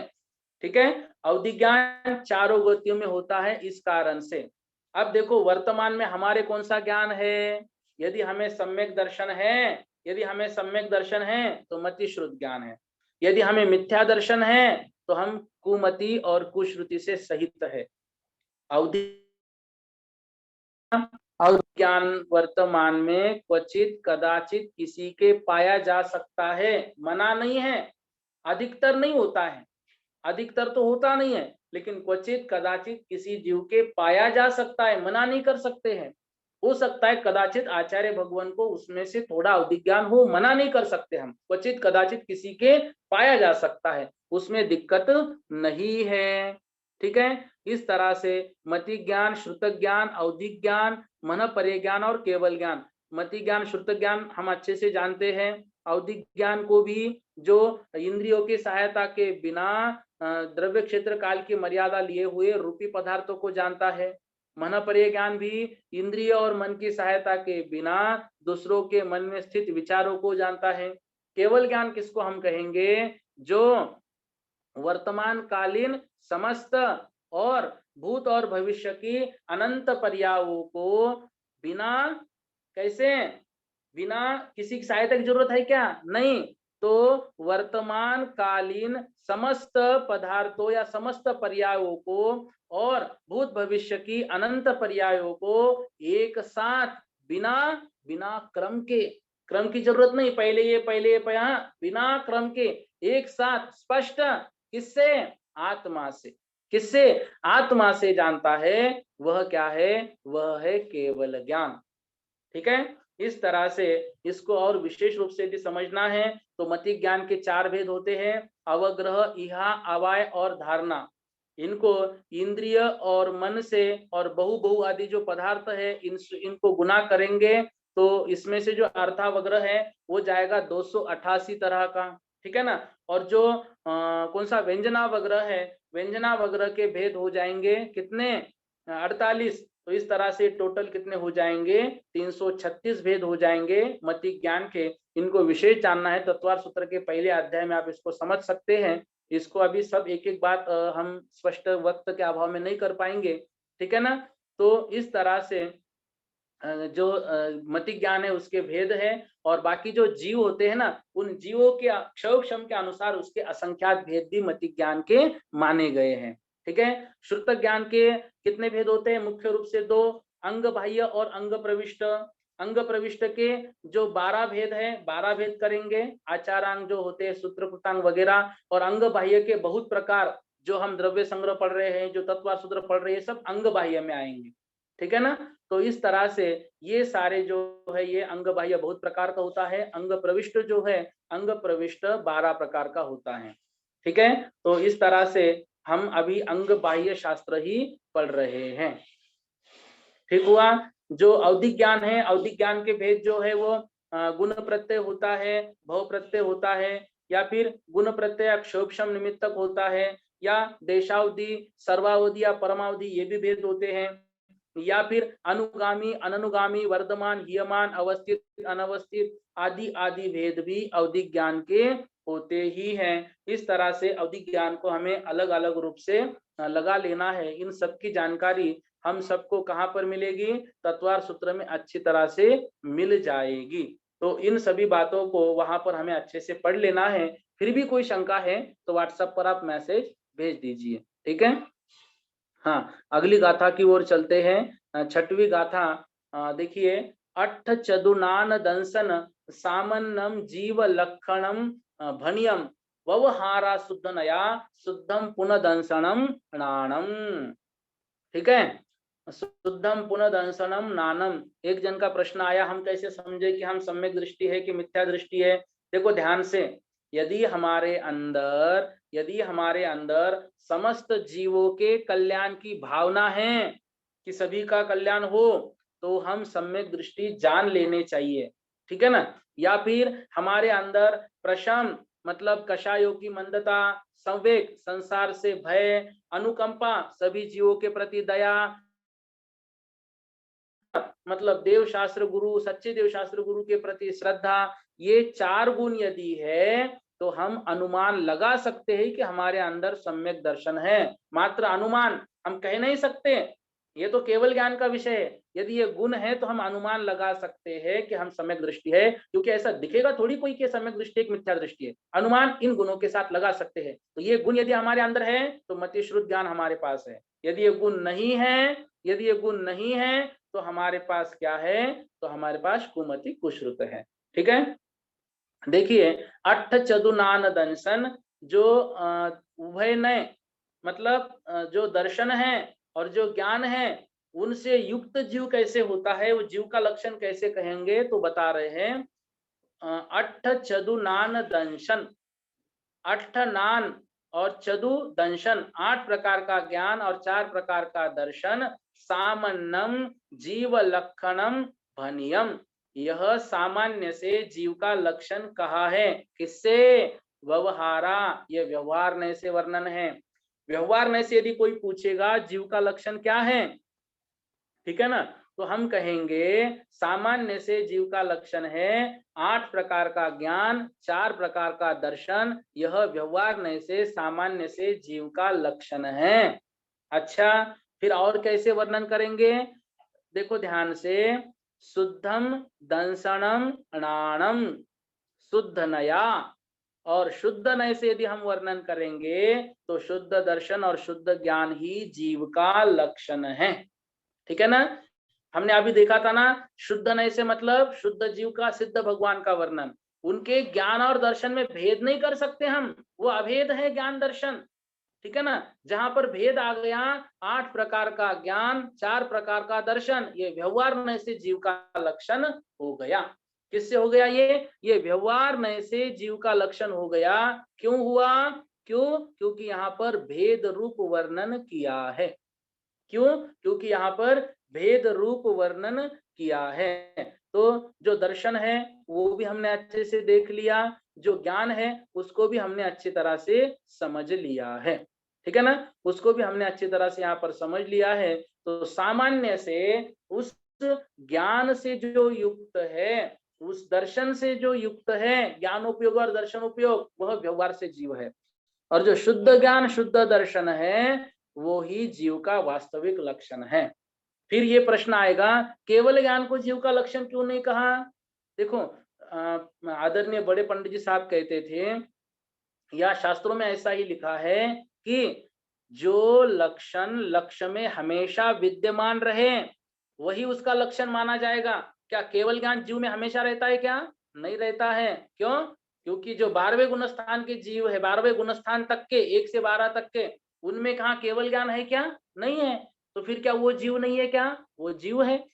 इसलिए वो लक्षण वहां घटित नहीं होगा। अच्छा, मति श्रुत ज्ञान जीव का लक्षण, अवधि ज्ञान मनपर्य ज्ञान नहीं लगा सकते, क्योंकि केवल ज्ञान होने के बाद ये ज्ञान हो सकते हैं क्या? नहीं हो सकते हैं।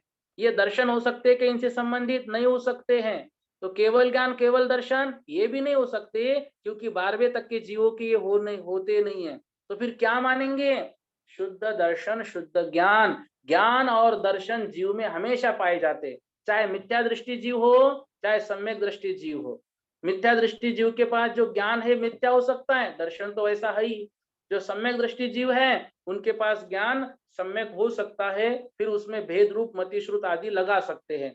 इस कारण से शुद्ध ज्ञान शुद्ध दर्शन ही जीव के वास्तविक लक्षण है। और व्यवहार नय से यदि कहेंगे हम, तो व्यवहार नय से जो 8 प्रकार का ज्ञान उपयोग और 4 प्रकार का जो दर्शन है वही हम क्या करेंगे, इसमें लगाएंगे लक्षण में। ठीक है। एक बात और हमें याद रखनी है, जो मति श्रुत अवधि है ये ज्ञान की वैभाविक पर्याय है, और जो शुद्ध दर्शन शुद्ध ज्ञान है ये स्वाभाविक पर्याय है। तो जब स्वभाव प्राप्त होगा तो शुद्ध दर्शन शुद्ध ज्ञान ही होगा। ठीक है। देखो, ज्ञान तो निगोदिया जीव में भी है, ज्ञान तो सिद्ध भगवान में भी है, दर्शन निगोदिया जीव में भी है, दर्शन सिद्ध भगवान में भी है। इसलिए दर्शन ज्ञान ही जीव का लक्षण है, और वास्तविक वो शुद्ध ही है। संसारी अवस्था में वो अशुद्ध हो गया है।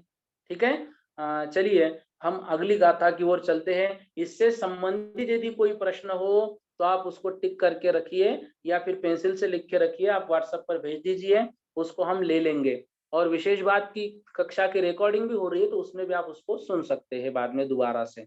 हाँ, 7वीं गाथा की ओर चलिए। वन्न रस पंच गंधा दो भाषा अट्ठ निश्चया जीवे, नो संति अमुत्ति तदो व्यवहारा मुत्ति बंधा दो। अब जो मूर्ति की बात आई थी, देखो 2 बातें हो गई। जीवो जो जीता है, जीता किससे है? प्राणों से। उपयोगो उपयोग से, उपयोगमय है, कौन सा? ज्ञान उपयोग दर्शन उपयोग। जीवो उपयोग मो अमुत्ति। अब अगली बात क्या आई थी हमारे पेज में, होम पेज में? अमुत्ति, अमूर्तिक है। अब वो अमूर्तिक है तो कैसे है, वो अगली गाथा के माध्यम से बता रहे हैं। वन्न रस पंचगंधा दो भाषा अट्ठ निश्चया जीवे, नो संति अमुत्ति तदो व्यवहारा मुत्ति बंधा दो। ध्यान से, वर्ण रस पंच मतलब वर्ण 5 रस 5, गंधा 2 2 प्रकार के गंध, भाषा भाषा मतलब स्पर्श। परीक्षा में शब्दार्थ पूछा जा सकता है, भाषा का मतलब क्या है? मतलब स्पर्श। ठीक है ना? कितने? 8 प्रकार के स्पर्श। निश्चया निश्चय से, जीवे जीव में, नो संति निश्चय से जीव में नहीं होते हैं, अमुत्ति तदो इस कारण से जीव कैसा है? अमूर्तिक है। इस कारण से जीव कैसा है? अमूर्तिक है। ध्यान से, वर्ण रस गंध स्पर्श निश्चय से जीव में नहीं होते हैं, इसलिए जीव कैसा है? अमूर्तिक है। ठीक है ना? जीव कैसा है? अमूर्तिक है। किससे? व्यवहारा व्यवहार नय से, सॉरी निश्चय नय से, निश्चय नय से, और व्यवहार नय से व्यवहारा मुक्ति बंधा दो, और व्यवहार नय से जीव मूर्तिक है। अभी अभी तो कह रहे थे अमूर्तिक है क्योंकि इसमें रूप रस गंध स्पर्श होते नहीं है, फिर व्यवहारा व्यवहार नय से मुक्ति मूर्तिक कह दिया, क्यों?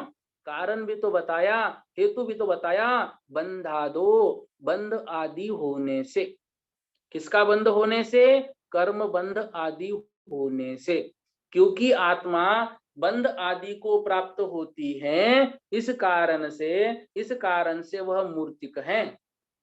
ध्यान से, वर्ण किसे कहते हैं? पुद्गल का जो गुण चक्षु इंद्रिय से जाना जाता है वह है वर्ण। ठीक है ना? आप मुझे देख रहे हैं, सबसे पहले मेरा वर्ण थोड़े काले से है, शर्ट दिख रहा है सफेद सा है, ठीक है ना? तो ये वर्ण से आप जान रहे हैं, ठीक है? मैं भी आपको देख रहा हूं तो वर्ण से जान रहा हूं, तो चक्षु इंद्रिय से जो पहले सामान्य से ज्ञान होगा ना वो है वर्ण, ठीक है ना? इससे हम क्या कर सकते हैं? जो सामने दिख रहा है उस वस्तु के वर्ण को, रंग को जानेंगे, उस वस्तु को नहीं जान सकते हैं सर्वप्रथम, ठीक है ना? तो वो वर्ण जो है, वो वर्ण कैसा होता है? 5 प्रकार का, काला, पीला, नीला, लाल और सफेद, ठीक है? बाकी जो भी रंग है ये इन रंगों से मिलकर बने हुए रंग है, ठीक है? तो ये इसको हम वर्ण कहते हैं। रस किसे कहते हैं? रसना इंद्रिय के द्वारा जो जाना जाता है वो रस, इसको भी हम क्या कहते हैं? रस कितने हैं? 5, खट्टा, मीठा, कड़वा, कषायला और चरपरा, ठीक है ना? हम वस्तु को चखते नहीं है, उसके रस को चखते हैं, रस को जानते हैं कि वो कैसा है। वो 5 प्रकार का, खट्टा, मीठा, कड़वा, कषायला और चरपरा, ठीक है ना? फिर जो है गंध, गंध कितने प्रकार के? 2 प्रकार के, जिसको हम किसके द्वारा? घ्राण इंद्रिय के द्वारा जानते हैं, नाक के द्वारा जानते हैं, वो भी 2 प्रकार का, सुगंध और दुर्गंध। और जो स्पर्श इंद्रिय के द्वारा जाना जाता है वह स्पर्श, वो 8 प्रकार का होता है, हल्का, भारी, रूखा, चिकना, कड़ा, नरम, ठंडा, गरम, ठीक है ना? तो ये जो है ये जीव में होते नहीं है, ठीक है? ये कभी भी जीव में होते नहीं है, इसलिए जीव कैसा है? अमूर्तिक। ये जीव में क्यों नहीं होते हैं? हम पढ़ते हैं तत्वार सूत्र में, स्पर्श रस गंध वर्णवंतः पुद्गलाः। स्पर्श रस गंध वर्ण से वंतः युक्त कौन होता है? पुद्गल, जीव नहीं होता है, इसलिए जीव अमूर्तिक है। लेकिन व्यवहारा मुक्ति बंधादो कह रहे हैं, व्यवहार से जीव मूर्तिक है, क्यों? बंधादो, कर्म बंध से सहित होने के कारण, ठीक है ना? व्यवहार क्या करता है? व्यवहार संसारी अवस्था को देखता है, ठीक है ना? व्यवहार संसारी अवस्था को देखता है, इसलिए संसारी अवस्था उसकी कैसी है? मूर्तिक है। एक बात याद रखना, एकांत से जीव अमूर्तिक ही है ये कहना भी गलत है, एकांत से जीव मूर्तिक ही है ये कहना भी गलत हो जाएगा। क्या कहेंगे? कथनचित जीव अमूर्तिक है, कथनचित मूर्तिक है। एकांत इस विषय में कभी नहीं कहेंगे। स्वभाव से तो जीव अमूर्तिक है, लेकिन अभी विभाव में है, अभी संसारी अवस्था में है, अभी कर्म बंधों से सहित है, अभी पुद्गल कर्म बंध का बंध उसके साथ हो रहा है, इस कारण से वह मूर्तिक है, ठीक है ना? जो जो बाकी के द्रव्य हैं, कौन से? धर्म द्रव्य, अधर्म द्रव्य, आकाश द्रव्य, काल द्रव्य, ये जो द्रव्य है ये द्रव्य अमूर्तिक ही है, इनके विषय में एकांत, ये दिखते नहीं है और ये कभी मूर्तिक बनेंगे भी नहीं। जो जीव है वो कर्म बंध के कारण मूर्तिक हो गया है, और जब कर्म बंध हट जाएगा ये अमूर्तिक हो जाएगा। जो पुद्गल है, जो एक से 2 स्कंद जुड़ गए, 2 अणु जुड़ गए, स्कंद बन गया, तो ये मूर्तिक हुआ। ये दोनों अणु अलग हो गए, जो अविभागी पुद्गल का अणु होगा, जो एक प्रदेशी होता है, याद रखना, जो अविभागी है, जो एक प्रदेशी होता है, वह जो अणु है ना, वो कैसा है? वह दिखता है क्या हमको? लेकिन वह भी मूर्तिक है, क्यों? क्योंकि स्पर्श रस गंध वर्ण से सहित है। तो ध्यान से, पुद्गल मूर्तिक ही है, पुद्गल मूर्तिक ही है, शेष द्रव्य कैसे है? अमूर्तिक ही है। आत्मा है वो कथनचित मूर्तिक है, कथनचित अमूर्तिक है। ठीक है। वो कथनचित मूर्तिक है, कथनचित अमूर्तिक है। कौन? मात्र जीव के विषय में बात कर रहे हैं, उसमें एकांत नहीं लगा सकते। पुद्गल मूर्तिक ही है, चाहे उसमें ये मत लगा लेना कि जो एक अणु वाला है वो अमूर्तिक है, नहीं, उसमें भी रूप रस गंध स्पर्श है, वो हमको दिखाई नहीं देंगे। ठीक है। तो वास्तविकता में जीव भी अमूर्तिक है, लेकिन संसारी अवस्था में वह मूर्तिक ही है। क्यों? क्योंकि कर्म बंध से सहित है। कर्म कैसे हैं? पुद्गल हैं। तो पुद्गल किसके साथ बनेंगे? पुद्गल किसके साथ बनेंगे? जीव के साथ बन रहे हैं। जब पुद्गल का असर जीव पे पड़ रहा है, इस कारण से मूर्तिक है। ठीक है ना। जो हम बेहोशी का इंजेक्शन लेते हैं ना, उसको क्या एल्सिस्मिया कुछ कहते हैं, वो जो इंजेक्शन लेने के बाद हम बेहोश हो जाते हैं, वो इंजेक्शन जीव है क्या अजीव है? वो पुद्गल है। वो पुद्गल का असर जीव पे पड़ा कि नहीं पड़ा? पड़ गया। ठीक है ना। तो वह जो जीव पे असर पड़ गया वो पुद्गल है, इसलिए जीव कथनचित मूर्तिक माना जाता है। ठीक है। ठीक है। इस तरह से हमने इस बात को समझा कि वर्ण रस गंध और स्पर्श ये निश्चय से जीव में नहीं होते हैं, इस कारण से जीव अमूर्तिक ही है।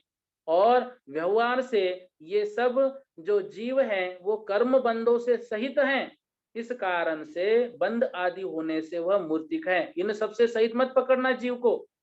जीव को रूप रस गंध स्पर्श से सहित मत समझना, इस कारण से मूर्तिक नहीं है। मूर्तिक क्यों कहा? उसका हेतु अलग दे दिया, उसका कारण अलग दे दिया। क्या कारण दे दिया? बंधादो, बंध आदि होने से। किस कारण से? बंध आदि होने से वह मूर्तिक है। एक गाथा और कर लेते हैं। पुद्गल कर्मादीनम, पुद्गल कर्म आदि का कर्ता कर्ता व्यवहार दो, व्यवहार से कौन है? देखो ध्यान से, आदा आत्मा, मतलब आत्मा व्यवहार से पुद्गल कर्म आदि का करता है। निश्चय दो, निश्चय दो चेतन कर्माणादा, लेकिन निश्चय से चेतन कर्मों का करता है। अब ये निश्चय नहीं से तो कह रहे हैं और चेतन कर्मों का भी कह रहे हैं। चेतन कर्म मतलब भाव कर्म, मतलब राग द्वेष आदि।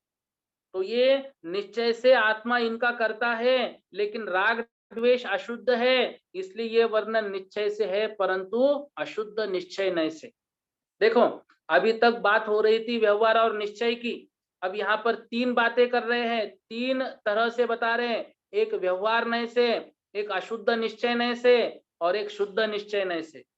तो व्यवहार नय से आत्मा किसका करता है? पुद्गल कर्म आदि का करता है। ज्ञानावरण, दर्शनावरण, द्रव्य कर्म, जो 9 कर्म है, उन सभी का करता आत्मा है। ठीक है ना। अशुद्ध निश्चय नहीं से भाव कर्मों का करता है आत्मा। भाव कर्म कौन से? राग द्वेष आदि भाव कर्मों का करता है आत्मा। ठीक है। इन ज्ञानावर्णीय कर्मों को किसने किया? आत्मा ने किया। क्योंकि आत्मा ने राग द्वेष परिणाम किए, इसलिए ज्ञानावरणाधिक कर्म आए। ठीक है ना। कोई घड़ा बनाया, उस घड़ा को क्या शरीर अपने आप बनाएगा? क्या नहीं, आत्मा उसको आदेश देगा। तो जो घड़ा बना, जो घर बना, जो ईंट बनी, जो वस्तुएं बनी, वो सब कर्म है। ठीक है ना। तो इन सभी का कर्ता कौन है? व्यवहार नय से जीव ही है।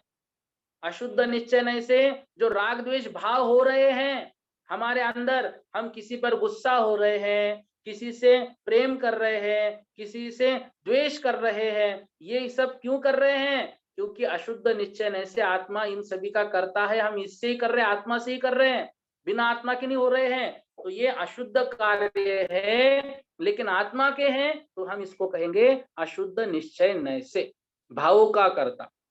ठीक है ना।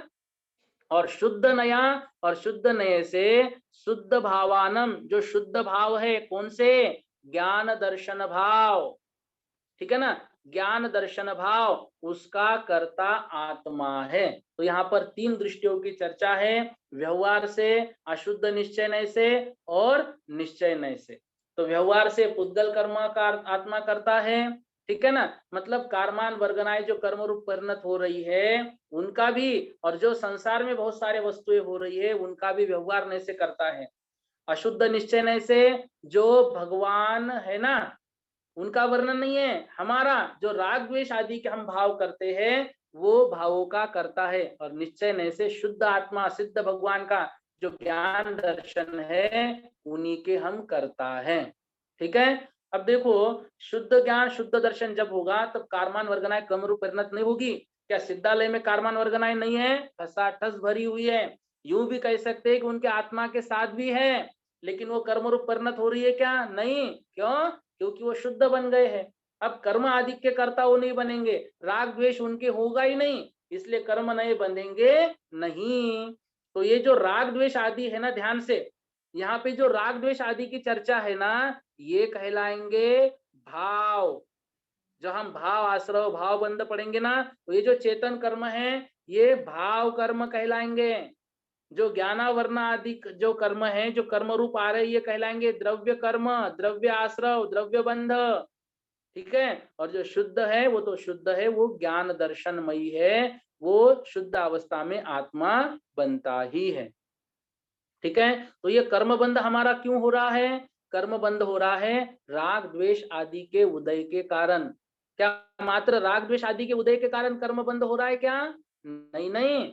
राग द्वेष आदि उदय में हम बह भी तो रहे हैं, हम आत्मा पे कंट्रोल भी तो नहीं कर रहे हैं, हम पुरुषार्थ भी तो नहीं कर रहे उनको रोकने का। इस कारण से कर्म बंध होगा। जब हम पुरुषार्थ करेंगे ना, राग द्वेष आ गए, आने दो, मैं पुरुषार्थ कर रहा हूं कि ना तो मैं राग करूंगा ना द्वेष करूंगा, नए कर्म बंधेंगे ही नहीं।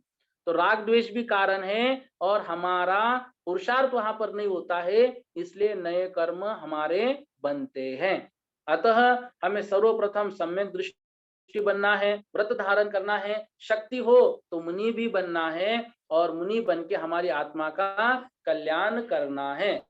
इस तरह से आज हमने 8 गाथाओं को यहाँ पर समझ लिया है। आप सभी ने उसको सुन लिया है। अभी जो भी शंका हो आप व्हाट्सएप के माध्यम से भेज सकते हैं। समय बहुत हो गया है।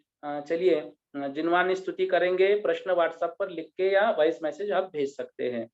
ठीक है। रिवीजन नहीं कर रहा हूं मैं, एक बार आप इसको रिवीजन अवश्य करना और फिर अपनी जगह छोड़ना या आज दिन भर में रिवीजन कर लेना।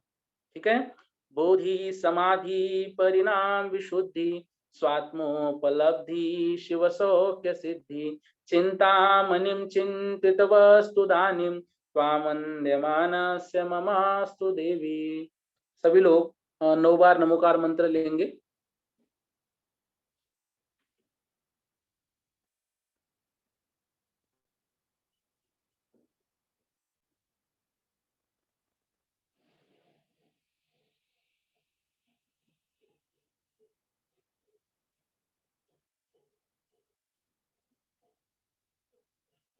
जय बोलो द्वादशांग जिनवानी माता की जय, सिद्धांत शास्त्र की जय। सभी को जय जिनेन्द्र।